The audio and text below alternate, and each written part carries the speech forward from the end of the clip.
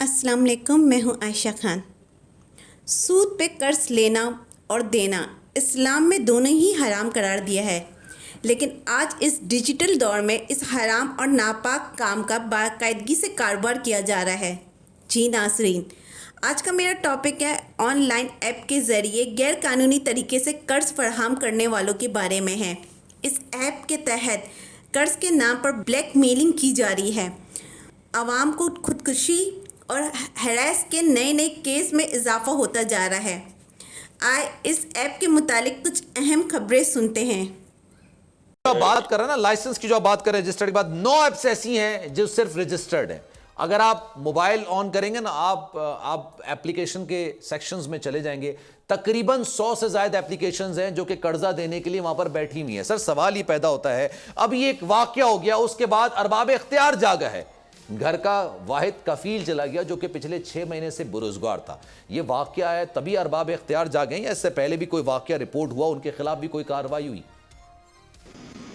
Basically जो FIA का काम है, वो जब कंप्लेंट आएगी या कोई भी उसमें आगे हमें शिकायत देगा तो उसके मुताबिक हम उसको एज पर ला देखेंगे। ये तो उस रेगुलेटर अथॉरिटी और जो भी एजेंसी है उसका काम था कि ये जो ऐप्स आपके पास लीगल कितनी है और इलीगल अगर ऐसी चाह रही है तो उनको फौरी तौर पे इनको कहना चाहिए था। जो भी इनका रेगुलेटर है, जैसे PTA हमारे पास इंटरनेट सर SCCP और FIA में हमारे मुताबिक दर्जनों शिकायत दर्ज हुई हैं, लेकिन कितने लोगों के खिलाफ कार्रवाई हुई है? सर सवाल ये भी तो पैदा होता है ना, कितने लोगों के खिलाफ आपने कार्रवाई की होगी? मैं आपको यकीन के साथ कहता हूं सर कि दर्जनों शिकायत दर्ज हुई होंगी।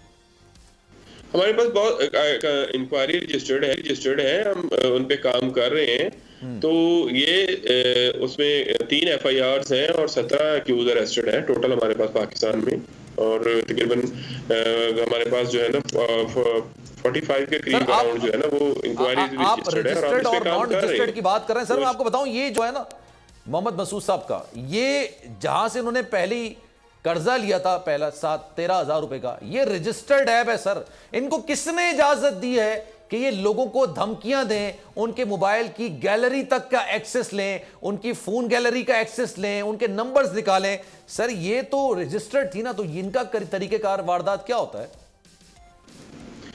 देखिए, ऐप जो रजिस्टर्ड थी ना, अगर रजिस्टर्ड उसने इसको धमकियां दी, ब्लैकमेलिंग की और पिक्चर की बात किया, हुआ ये कि इसको जो अगर ये इनकी SCCP के मुताबिक अगर ये एप्लीकेशन जो है इनकी लीगल है, तो इसमें इनको ये अथॉरिटी नहीं थी कि ये जो कॉन्टैक्ट लिस्ट और गैलरी वगैरह जो है वो उसकी हाथ में जाए। जो कंपनीज है ये उनकी पॉलिसी में शामिल होना चाहिए। तो उन्होंने कैसे एक्सेस किया उसकी गैलरी को और कॉन्टैक्ट और गैलरी लिस्ट जब आपकी चलेगी तो आपकी प्राइवेसी लीक हो जाती है। उस प्राइवेसी को उसमें फायदा उठाते हुए उस कंपनीज ने उसकी सारी फैमिली मेंबर्स, उसके दोस्त, आगे पीछे जितने भी थे, सबको उन्होंने सर वो आपकी गैलरी वाली बात जो आप बात कर रहे हैं ना, कॉन्टैक्ट लिस्ट तक बात चली गई, गैलरी तक बात चली गई।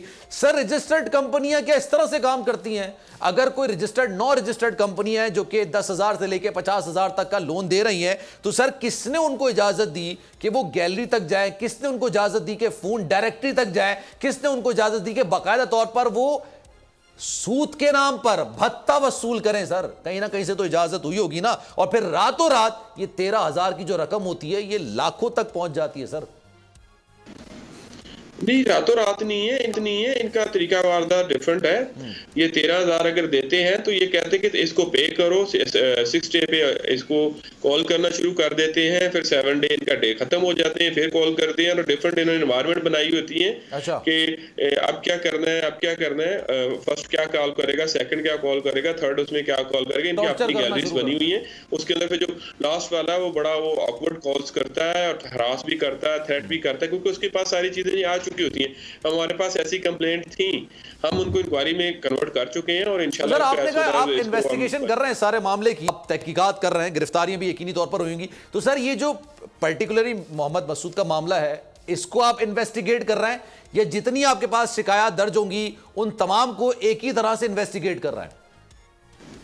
नहीं, वो अलग-अलग होगी। हर कंप्लेंट पे अलग इंक्वायरी लगेगी और अलग उसमें रजिस्टर्ड होगी FIR।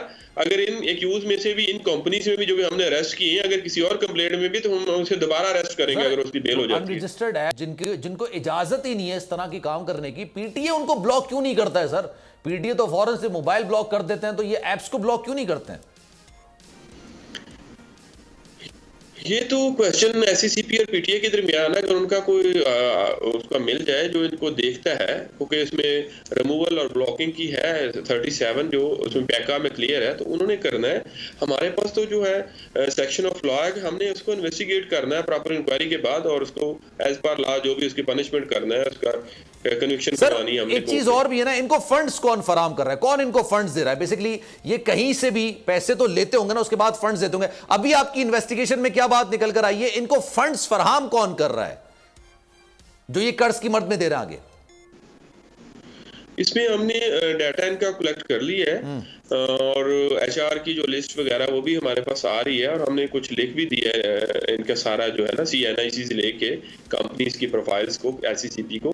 तो SCCP से हमें पता चल जाएगा किसके नाम से रजिस्टर्ड थी, किसने लैंड किया था, और कौन किसका एग्रीमेंट हुआ था, और कौन कौन इसके पार्टनर है, वहां से हमें पता नाजरीन, ये दरख्वास्त है कि आप इस वीडियो को ज़्यादा से ज़्यादा शेयर करें ताकि आप अपने दोस्त, अहबाब और प्यारों को इस गैर कानूनी ऐप से महफूज रख सके। अगर आपको मेरी वीडियो पसंद आई है तो लाइक कीजिएगा, कमेंट कीजिएगा और चैनल को सब्सक्राइब कर दीजिएगा।